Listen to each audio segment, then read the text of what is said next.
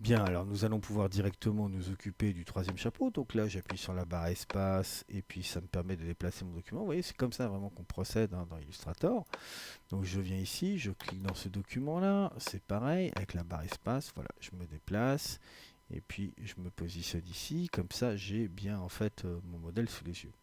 Alors, qu'est-ce que j'observe ici? Eh bien, j'observe tout d'abord que je n'aurai pas en fait de couleur de fond dans cette forme-là, mais j'aurai une espèce de contour un peu bizarroïde, voilà, constitué donc de traits pleins et puis ici de points. Voyons voir comment nous allons pouvoir réaliser ça. Alors, tout d'abord, je vais cliquer sur la forme qui est concernée. Voilà, ça y est, elle est sélectionnée. Et puis, je vais regarder ici un petit peu ce qui se passe. Alors, tout d'abord, ce que je voudrais, c'est indiquer que je n'ai pas donc de couleur de fond. Donc il n'y a pas de couleur de fond.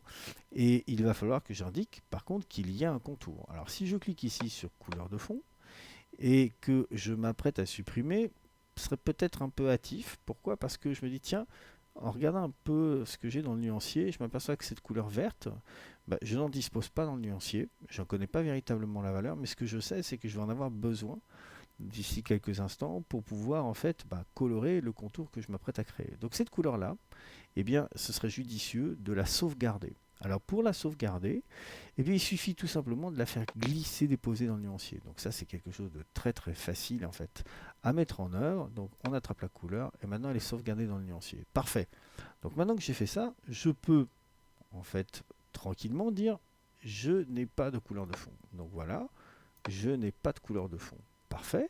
Et je vais pouvoir venir cliquer ici pour refermer ma palette et venir ici pour dire je veux une couleur de contour. Parce que là, en fait, ce symbole-là signifie, comme vous l'avez bien compris, donc qu'il n'y a pas de couleur. Donc là, vu que j'ai sauvegardé la couleur, chouette, il suffit de cliquer ici et donc je me retrouve avec la couleur qui a été appliquée à mon contour.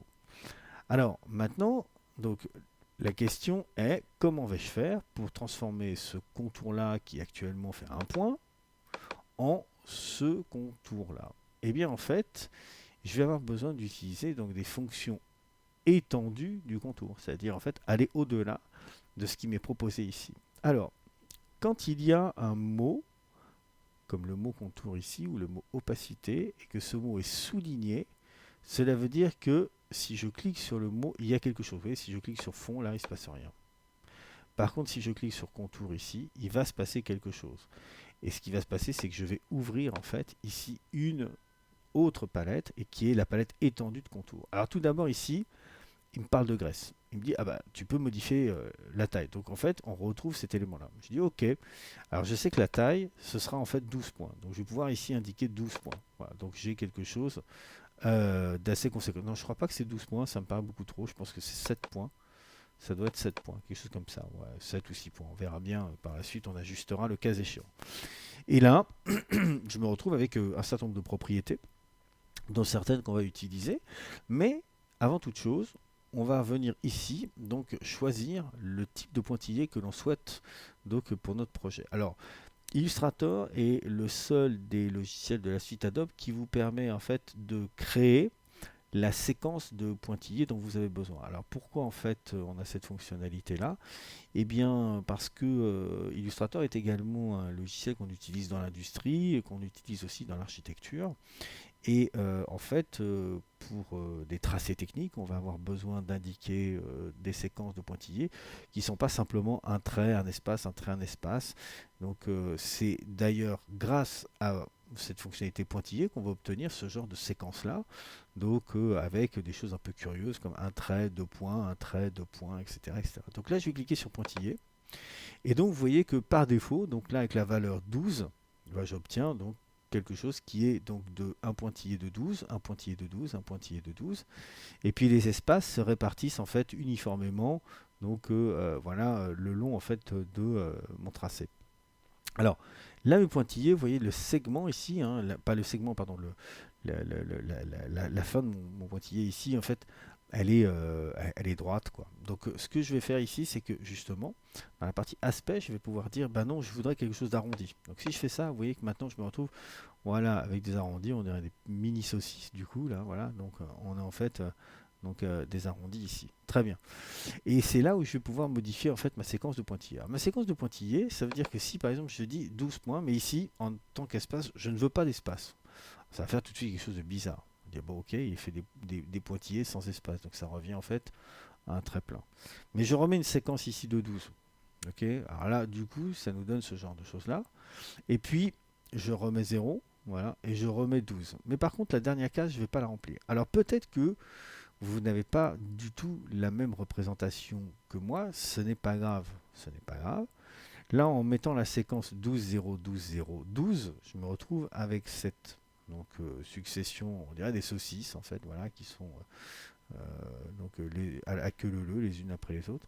En fait, ce qui fait qu'on a peut-être des différences l'un et l'autre donc d'affichage, c'est cette option-là. Voilà.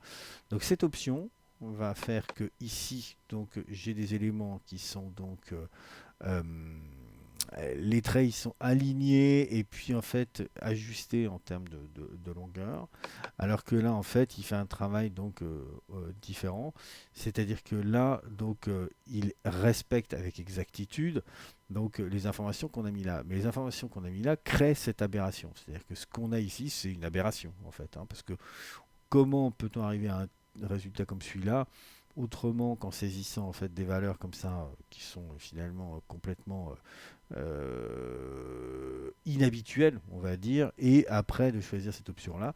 Donc voilà, ça me permet d'avoir ces genres d'aberrations. C'était juste pour vous montrer que on pouvait en fait pousser le logiciel dans certains retranchements et obtenir des choses un peu curieuses des fois, qui ne sont pas nécessairement en fait facilement appréhendables. Voilà, donc on a la possibilité de créer nous-mêmes nos propres pointillés et au cours de prochains exercices, on reviendra peut-être un peu là-dessus. Alors, il nous reste à présent donc à colorer les différentes parties du chapeau qui sont différentes, hein. Alors voyons voir un petit peu ici. Donc je clique là pour refermer la palette. Je viens sur ce document-là, je clique sur cet élément, je viens voir ici sa couleur de fond.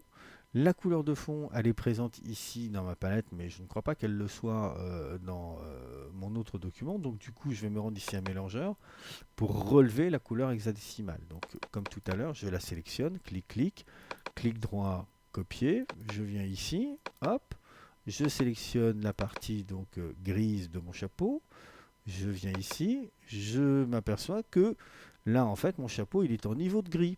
Donc niveau de gris, c'est-à-dire que la représentation des couleurs c'est le niveau de gris et je ne peux pas saisir donc la valeur hexadécimale que j'ai copiée dans l'autre document. Alors pour remédier donc à voilà cette situation, je vais cliquer ici pour me rendre dans la représentation des couleurs autre que niveau de gris, je vais me rendre à RVB. Voilà.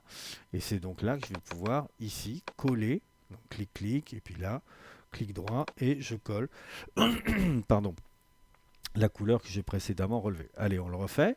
Donc cette fois-ci, ce qu'on veut, c'est connaître par exemple la couleur ici du sommet du chapeau. Donc je clique dessus, je viens cliquer ici, je sélectionne ma couleur, je fais clic droit, je copie, je reviens dans ce document-là, je clique sur la partie supérieure du chapeau pour le sélectionner, je viens ici dans fond, et là, je n'ai plus qu'à coller la valeur hexadécimale, et je valide en appuyant sur la touche entrée de mon clavier, et voilà, donc notre troisième chapeau est fait, il ne nous reste plus qu'un chapeau donc à compléter.